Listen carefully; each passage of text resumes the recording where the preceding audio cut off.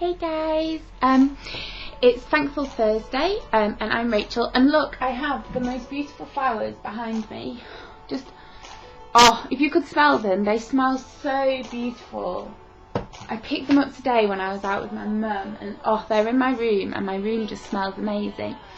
It's Thursday, and this is Rachel, of course, and I'm with Kel today, and the question we've chosen to answer this week is to do with therapy.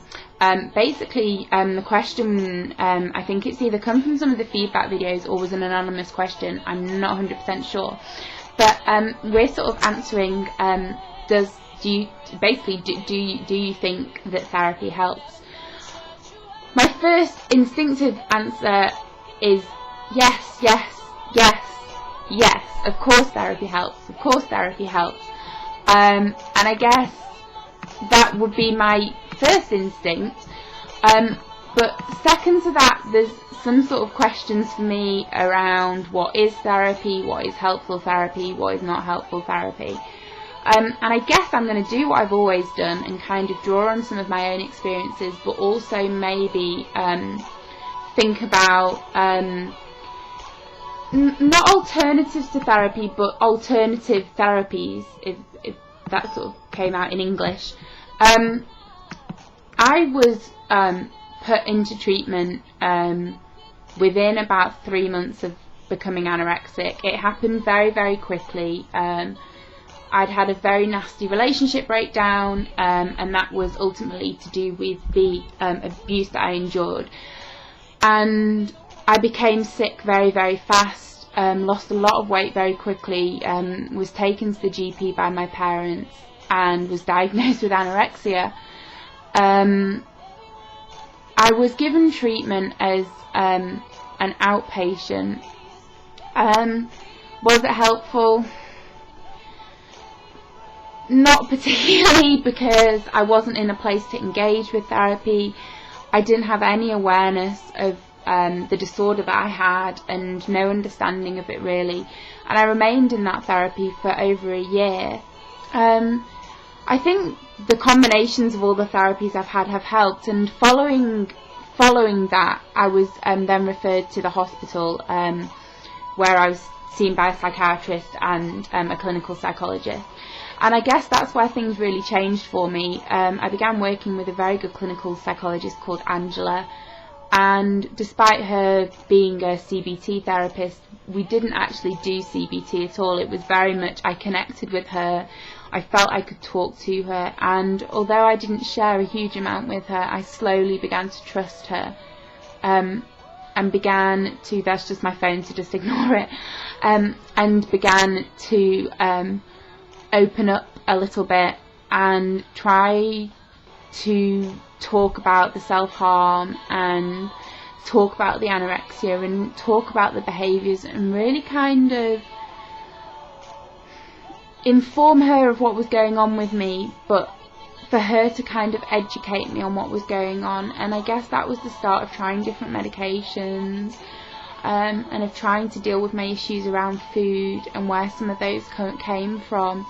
I was finally hospitalised, and I think that's where a lot of the major changes came for me.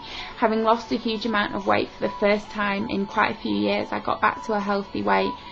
I was very well medicated at the time, heavily medicated, but it did seem to work, and I guess that for me was my kind of first experience of some really decent therapy. I was in a private hospital. I was given art therapy, which I found amazingly helpful. It really saved me.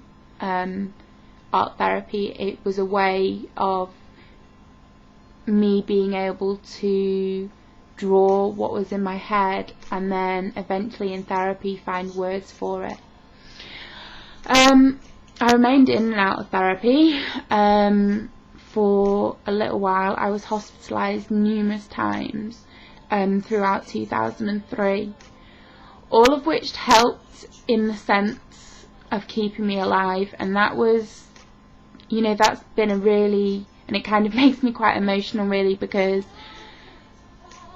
I couldn't respond to the therapy because I was so poorly, and at that point I was so desperate to die, and I was so destructive that I'm lucky that I'm still here. And I guess therapy helped to just keep me alive. That's basically what it did. I did some other programs at IP. I did a DBT intervention type thing in hospital. I spent 4 months there. Yeah, it helped. It helped deal with some of my impulsive behaviours. It worked on a very superficial level, and I think that that's maybe the experience of therapy for a lot of people at first, and that's maybe why it can feel frustrating, because it doesn't feel like you're actually dealing with anything, because you're dealing with everything that's here, there and now. And I guess that for a long time therapy was like that for me. It was very much keeping me alive, stopping me from hurting myself, trying to get me to eat, trying to get me to gain weight. And when I eventually chose to recover, no amount of therapy would have made any difference, because it was me who'd chosen to do it. And as I gained the weight, I had a lot of support around me, and I went back into therapy in 2005 because I was having flashbacks and such, and that's when I met Jaya. And so in that sense, my therapy has been incredibly helpful and worthwhile. I would not be where I am today without therapy. But I don't know whether it's the therapy so much itself. It's more the therapeutic relationship that I have with my therapist. She's both my psychiatrist and psychoanalyst. So if I didn't have the relationship I have with her, I would not be where I am. And if I had not done what it needed to take to get better, I would not be where I am. So you've got kind of like, it's like a three-way relationship. It's like your therapy, your therapist and yourself. And if you don't engage with the therapy, and the therapist doesn't engage with the therapy, or engage with you, and you don't engage with your therapist, and you kind of go round in this circle. And that to me has been the most important. And I don't care what, you know, your therapist is trained in or is not trained in, whether she's highly paid, lowly paid, wherever she works. If you find somebody who you can connect to and you feel you can work to, then yes, therapy is going to help you. It is going to help you, and it will help you. And although at first it might feel quite alienated and quite difficult and like it's not getting you anywhere, hang in there, because it will. And what my main advice to you in terms of seeking therapy is, if you don't feel you can work with that person, don't continue to. You might not know at the first appointment. This is the problem. I know now who I could work with and who I could not work with, and that isn't based on my illness, that's based on choice. When I was very poorly, I think I would have found it very difficult to distinguish between who I could and who I couldn't work with. I was lucky that I had Angela and I connected with her, but I wasn't particularly happy to work with anybody.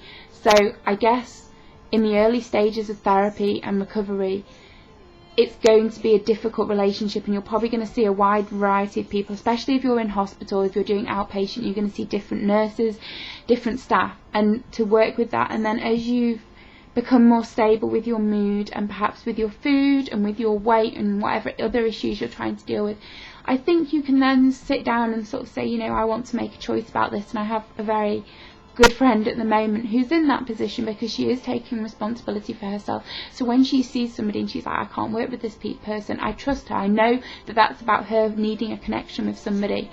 So can therapy help? Yes, it can.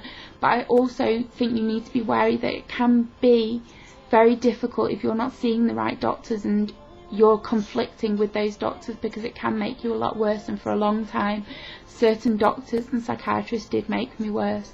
So err on the side of caution. Try and trust your instincts when you're working with somebody. Try to let people in, because if you're not letting anyone in, you can't know whether you can work with them. So try and have an open mind about it, and have faith that therapy can help. And as I've said, I am where I am. I'm recovered because of therapy, because I've dealt with what was behind my eating disorder, and I've dealt with what is behind the self-harming and the self-hatred and the pain. I've looked at those things, and yeah, it's been fucking hard, but I had to do it to get better. Okay guys, I feel kind of emotional now after that, quite a lot. If you've got any more questions, or you want this question expanded, or you want to write to me or write to the collab, please go ahead. Alright guys, I love you. Bye.